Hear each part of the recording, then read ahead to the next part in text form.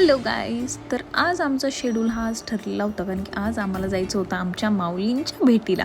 पण जाता जाता रस्त्यामध्ये मला हा टोल नाका लागेल याची मी दूर दूरपर्यंत अपेक्षा केली नव्हती. तुम्हाला आठवत आहे का हा टोल नाका कुठला आहे? हा तोच टोल नाका आहे जिथून आपले सरपंच मस्साजोगचे सरपंच संतोष देशमुख साहेबांना इथूनच शेवटचं पाहिलं गेलं होतं.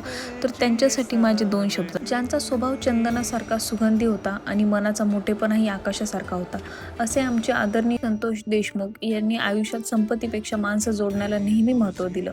तुमच्या चांगल्या स्वभावाच्या आणि गुणवत्तेच्या आठवणी आमच्या मनात पिढ्यानं पिढ्या जिवंत राहतील. तुम्हाला सर भावपूर्ण श्रद्धांजली.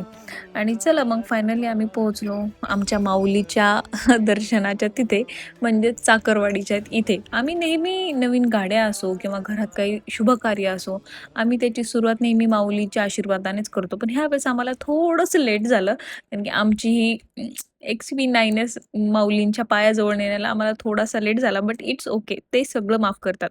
मग त्यानंतर आम्ही एक टीका लावून घेतला छानपैकी, मी आणि आमच्या मालकांनी दोघांनी सुद्धा, आणि आम्ही निघालो माऊलीच्या दर्शनाला. आज गर्दी फार कमी होती, कारण की काल सोमवारची अमावस्या होती, तर तेव्हाच बरेच भाविक लोक येऊन गेले होते आणि तिथे सप्त्याचं कन्स्ट्रक्शन पण चालू होतं. आता 2-3 दिवसांनी तिथे सप्ताही बसणार आहे.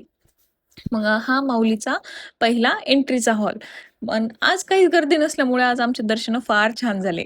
मग आम्ही नारळ वगैरे फोडलं, सगळं झालं. मग आम्ही पायी निघालो माऊलीच्या दर्शनासाठी.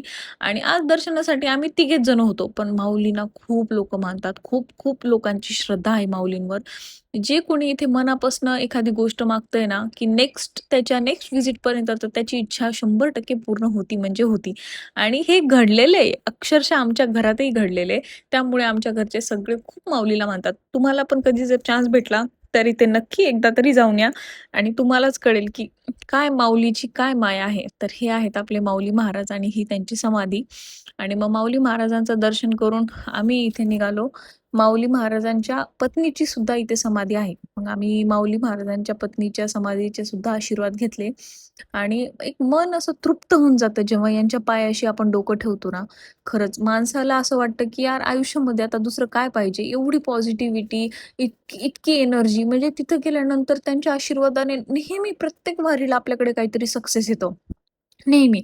आणि मग दर्शन वगैरे करून बाहेर आल्यानंतर पाहिलं तर माझ्या जानेमनला लोकं अशी न्याहाळून पाहत होते माहिती का, की गाडी कशी आहे, कुणाची आहे. मला इतकं छान वाटलं ना. आणि तुम्हाला आणखीन एक मी गोष्ट दाखवते.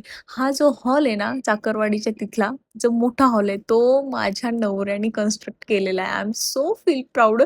मग त्यानंतर मी थोडंसं फ्लेक्स मारलं, कारण की माझ्या नवऱ्याने तिथला हा हॉल बनवलेला आहे. त्यानंतर मालकाने मला आवाज दिला. त्यांचं लक्ष कुठे जातं काय माहिती. तर त्यांनी या झाडावर लिहिलेलं होतं, की माझं लग्न माझ्या प्रिय व्यक्तीसोबत होऊ दे. मग आम्ही फार हसलो. काय माहिती कोणी देवाने त्याची इच्छा पूर्ण करावी. त्यानंतर तिथे एक आजी बसलेल्या होत्या. मग आम्ही त्यांच्याकडनं थोडे जांभळं घेतले. फार गोड होते. पण मला तिथला एक मायनस पॉइंट वाटला यार, लोकं एवढे देवांचे फोटो, एवढे देवाचे पुस्तकं वगैरे तिथे आणून ठेवलेले त्यांनी. त्यात मला एक पुस्तक भेटलं.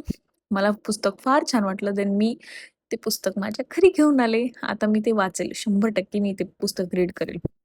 मग त्यानंतर ना आम्ही ठरवलं, की आम्हाला चाकरवाडीच्या गावामध्ये जायचंय, माऊली महाराजांचं जिथे घर होतं तिथे. मग आम्ही तिथे गेलो.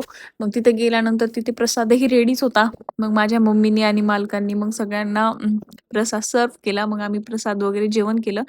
मग तिथे एक घर पाहिलं, तर तिथं पिंपळाचं झाड म्हणजे अक्षरशः घरात होतं. मी तर एवढी कमाल केली ना, आणि मी हसले सुद्धा. कारण की यार आपल्या इकडे म्हणतात, की घराच्या समोर किंवा घराच्या आजूबाजूला पण पिंपळाचं झाड नसायला पाहिजे. त्याच्यावर भूत-प्रेत वगैरे असतात आणि ह्या लोकांनी तर अक्षरशः त्यांच्या घरातून पिंपळाचं झाड नेलं होतं. म्हणजे बघा, विचार आणि मेंटॅलिटीच्या गोष्टी आहेत सगळ्या. मानणारे लोकं तर काही मानतात आणि न मानणाऱ्यांसाठी काहीच नसतं. देन त्यानंतर मग आम्ही घेतली पूजा वगैरे करायला. महाराजांच्या हाताने आम्हाला पूजा करायची होती. आणि याच्यापेक्षा म्हणजे चांगली गोष्ट कोणतीच नसू शकते, की आपण इतक्या प्रेमाने जर आपल्या घरामध्ये एखादी फोर व्हीलर आणली आणि आपण ज्या महाराजांना मानतो त्यांच्या हाताने जर आपण गाडीची पूजा केली, तर तर काय माहिती मनात येणारे वाईट विचार सुद्धा येणं बंद होतं. सिरियसली म्हणजे काय पॉवर असेल यार. आणि मी सिरियसली सांगू, मी ह्या गोष्टींना मानायची नाही माहिती का. पण जेव्हा हे माझ्या घरात घडलं ना, तर तेव्हापासून माणसाने म्हणजे विश्वास करायला असं भाग पाडलं जातं, की नाही ह्या गोष्टींवरती आपल्याला विश्वास ठेवायचा आहे. म्हणजे अंधश्रद्धा नसावी, पण श्रद्धा मात्र नक्की असावी. सिरियसली हा त्यातलाच भाग आहे. आणि मी सगळ्यांना आवर्जून एकच गोष्ट सांगेल, की तुम्ही एकदा तरी चाकरवाडीला जाऊन माऊली महाराजांचे दर्शन घ्या. तेव्हा तुम्हाला समजेल, की यार खरंच तिथली किती पॉझिटिव्हिटी आहे आणि माणसाचा म्हणजे एक जीवनाकडे बघायचा दृष्टिकोन बदलून जातो माहिती आहे का, की जेव्हा आपण माऊली महाराजांचे दर्शन घेतो.